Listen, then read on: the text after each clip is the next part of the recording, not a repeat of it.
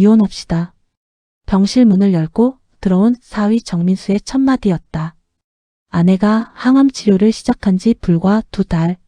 머리카락이 빠지기 시작하고 얼굴이 부어오르고 손톱까지 검게 변해가는 딸 수진이의 곁을 지키던 말순이는 귀를 의심했다. 뭐라고요? 말순이의 떨리는 목소리를 무시하듯 정민수는 가방에서 서류 봉투를 꺼냈다. 이혼 동의서였다. 장모님, 저도 아직 36입니다.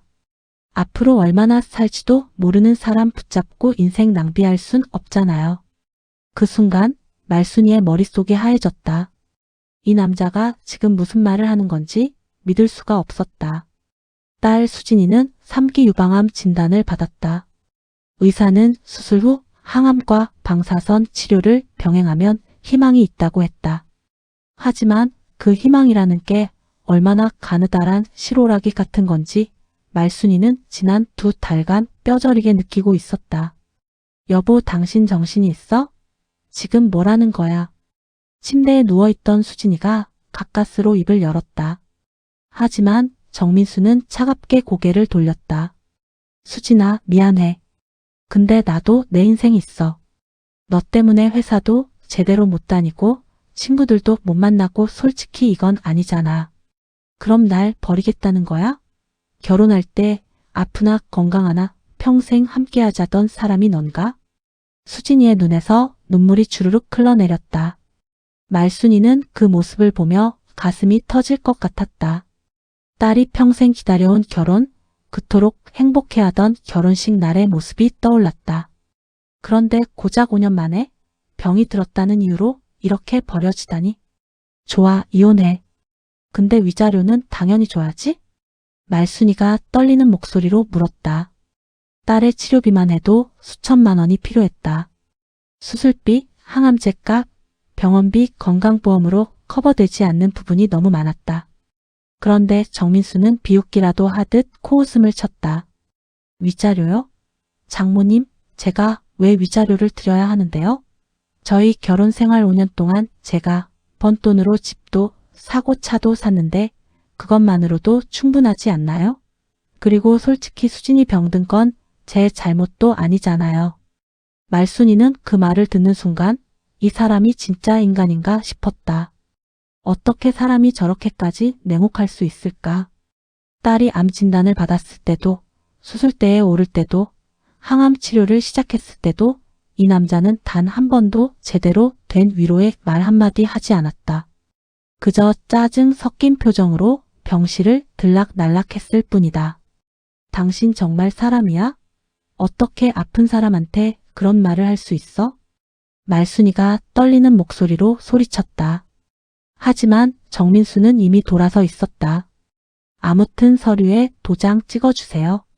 안 찍으시면 법적으로 진행하겠습니다. 그럼 더 복잡해지니까 그냥 깔끔하게 끝내시는 게 서로한테 좋을 거예요. 쾅! 병실 문이 닫히는 소리와 함께 말순이와 수진이는 그대로 굳어버렸다. 침묵이 흘렀다.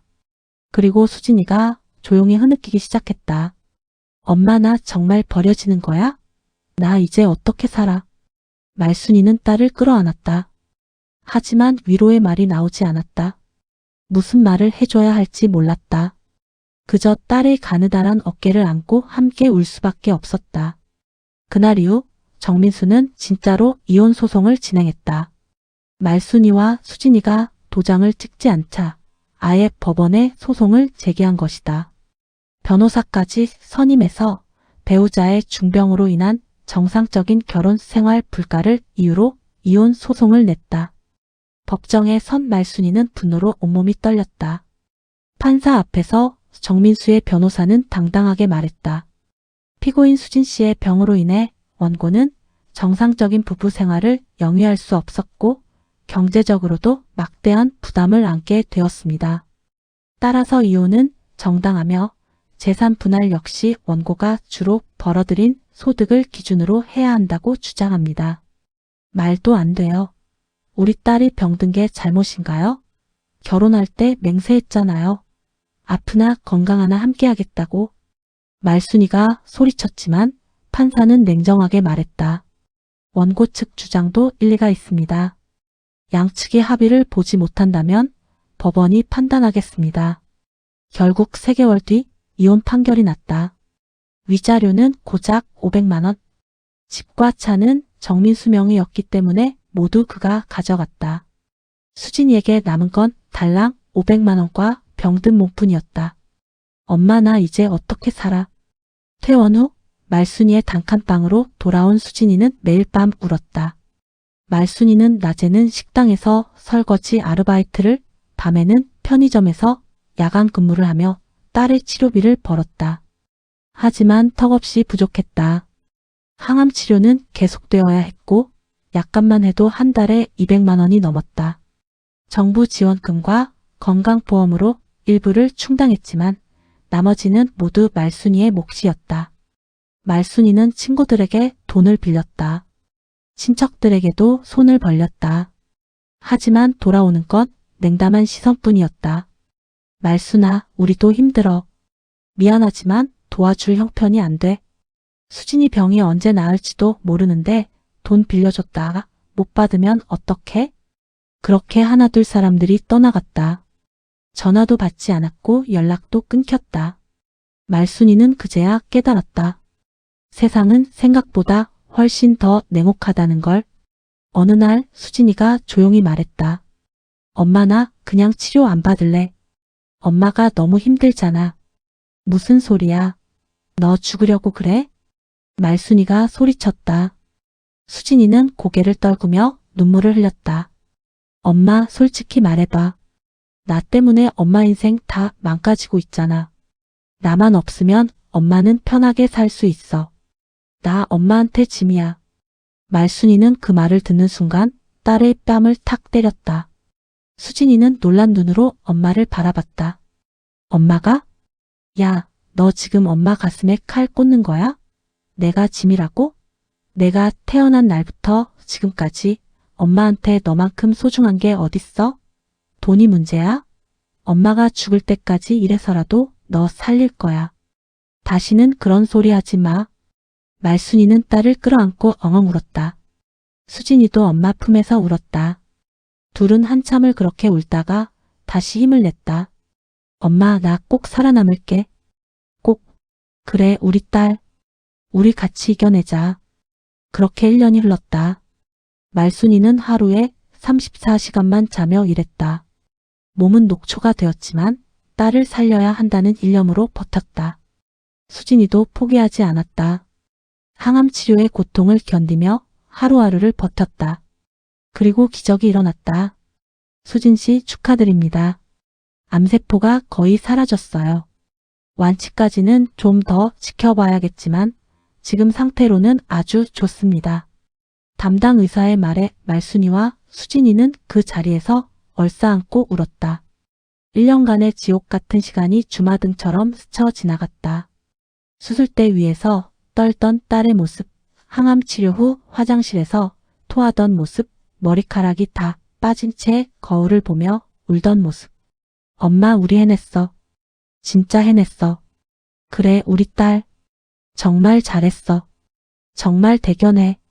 병원 복도에서 둘은 한참을 울었다. 지나가는 사람들이 쳐다봤지만 신경 쓰지 않았다. 그저 기쁨의 눈물을 마음껏 흘렸다. 완치 판정 후 수진이는 조금씩 일상으로 돌아갔다. 머리카락도 다시 자라기 시작했고 얼굴에도 생기가 돌았다. 말순이는 딸의 그런 모습을 보며 감사했다. 하늘에, 의료진에게, 그리고 포기하지 않은 딸에게. 그런데 놀라운 일이 또 일어났다. 어느 날 말순이가 일하던 병원 간호센터의 팀장이 말순이를 찾아왔다. 말순 씨, 제가 계속 지켜봤는데요. 딸분 간병하시는 모습이 정말 인상 깊었어요. 환자를 대하는 태도, 세심한 배려, 그리고 무엇보다 진심이 느껴지더라고요. 아, 감사합니다. 제가 뭐 특별히 한 건 없는데요. 아니에요. 요즘 같은 세상에 그런 진심은 정말 귀해요. 그래서 제안 하나 드리려고 하는데요. 저희 간호센터에서 요양보호사로 일하실 생각 없으세요? 말순이는 깜짝 놀랐다. 저요? 전 자격증도 없는데요. 자격증은 저희가 지원해 드릴게요. 교육비도 다 회사에서 부담하고요. 말순 씨 같은 분이 이 일을 하시면 정말 잘하실 거예요. 환자분들도 편안해 하실 거고요. 말순이는 믿을 수 없었다. 평생 설거지, 청소, 허드렛일만 하던 자신에게 이런 제안이 들어오다니. 그것도 딸을 간병하던 게 인정받아서. 정말 제가 할 수 있을까요? 물론이죠. 제가 보장할게요. 말순 씨라면 분명 훌륭한 요양보호사가 되실 겁니다. 말순이는 그 자리에서 눈물을 흘렸다. 기쁨의 눈물이었다. 딸도 살아났고 자신에게도 새로운 기회가 생겼다. 이게 꿈인가 싶었다. 3개월 후 말순이는 요양보호사 자격증을 땄다. 그리고 정식으로 간호센터에 취직했다. 월급은 이전보다 2배 이상 올랐고 4대 보험도 다 들어갔다. 무엇보다 일이 보람 있었다. 환자들을 돌보며 그들의 고통을 조금이나마 덜어주는 게 너무나 뿌듯했다. 수진이도 재활치료를 마치고 작은 카페에 취직했다. 비록 이혼한 상처가 아직 남아있었지만 이제는 당당하게 혼자 살 수 있다는 자신감이 생겼다. 엄마, 나 이제 혼자서도 잘 살 수 있을 것 같아. 남편 없어도 괜찮아. 그래, 우리 딸. 혼자서도 충분히 잘 살 수 있어. 엄마가 옆에 있잖아. 그런데 어느 날 뜻밖의 사람이 나타났다. 바로 정민수였다. 수진아, 나야. 카페 앞에 나타난 정민수는 초췌한 모습이었다. 수염도 제대로 안 깎았고 옷차림도 엉망이었다. 당신 왜 왔어? 수진이는 차갑게 물었다. 정민수는 머뭇거리며 말했다. 나 회사 잘렸어. 그리고 재혼하려던 여자한테도 차였어. 수진아, 미안해. 내가 정말 잘못했어. 다시 한 번만 기회를 줄래? 수진이는 믿을 수 없다는 표정으로 정민수를 바라봤다. 그리고 조용히 말했다. 당신 나한테 뭐라고 했는지 기억해? 아프나 건강하나 함께 하자던 사람이 내가 아플 때 날 버렸잖아. 위자료도 안 주고 도망갔잖아. 그런 사람이 이제 와서 뭘 바라는 거야? 미안해, 정말 미안해. 내가 미쳤었어. 다시 생각해보니 너만큼 좋은 여자가 없더라고. 제발, 됐어. 나 이제 당신 필요 없어. 나도 엄마도 다 잘 살고 있어. 그러니까 다시는 나타나지 마. 수진이는 돌아서서 카페 안으로 들어갔다. 정민수는 그 모습을 멍하니 바라보다가 결국 고개를 떨구고 떠났다. 그날 저녁 말순이는 딸에게 물었다. 후회 안 해? 그래도 한때 사랑했던 사람인데. 아니, 엄마. 후회 안 해. 그 사람은 내가 힘들 때 날 버렸어. 그런 사람이랑 다시 같이 산다고 행복할까? 난 이제 나를 소중히 여기는 사람이랑 살고 싶어. 그게 엄마든 나중에 만날 누군가든. 말순이는 딸을 꽉 안아주었다. 그래, 우리 딸. 정말 많이 컸구나. 그로부터 6개월 후 말순이와 수진이의 삶은 완전히 달라져 있었다. 말순이는 간호센터에서 최우수 요양보호사로 선정되어 표창까지 받았다. 환자들과 그 가족들에게 천사 같은 분이라는 칭찬을 들으며 일에 대한 자부심도 생겼다. 월급도 꾸준히 올라서 이제는 작은 투룸빌라로 이사까지 갈 수 있었다. 수진이는 카페에서 열심히 일하며 바리스타 자격증까지 땄다. 그리고 놀랍게도 그곳에서 좋은 사람을 만났다. 카페의 단골 손님이었던 중학교 교사 준호였다. 그는 수진이의 과거를 알고도 전혀 개의치 않았다. 과거는 과거일 뿐이에요. 중요한 건 지금 당신이 얼마나 멋진 사람인가죠. 준호의 따뜻한 말에 수진이는 조금씩 마음을 열었다. 그리고 1년 후 둘은 조촐한 결혼식을 올렸다. 이번에는 화려한 예식장이 아니라 작은 카페에서 가까운 사람들만 모여 따뜻한 결혼식을 했다. 엄마, 이번에는 진짜 행복할 것 같아. 그래, 우리 딸. 넌 행복할 자격이 있어. 결혼식 날 말순이는 딸의 손을 꽉 잡고 눈물을 흘렸다. 지난 몇 년간의 고통과 슬픔이 모두 씻겨 내려가는 것 같았다. 그리고 결혼식이 끝난 후 말순이는 하늘을 올려다봤다. 별이 가득한 밤하늘이었다. 감사합니다. 우리 딸 지켜주셔서. 말순이는 조용히 기도했다. 그리고 미소를 지었다. 사람들은 말한다. 인생은 공평하지 않다고. 어떤 사람은 태어날 때부터 모든 걸 다 가지고 어떤 사람은 평생 고생만 한다고. 하지만 말순이는 이제 안다. 인생은 공평하지 않을지 몰라도 포기하지 않으면 기적은 온다는 걸. 딸 수진이도 이제 안다. 진짜 사랑은 좋을 때만 함께하는 게 아니라 힘들 때 옆에 있어 주는 것이라는 걸. 그리고 자신을 소중히 여기지 않는 사람은 과감히 떠나보내야 한다는 걸.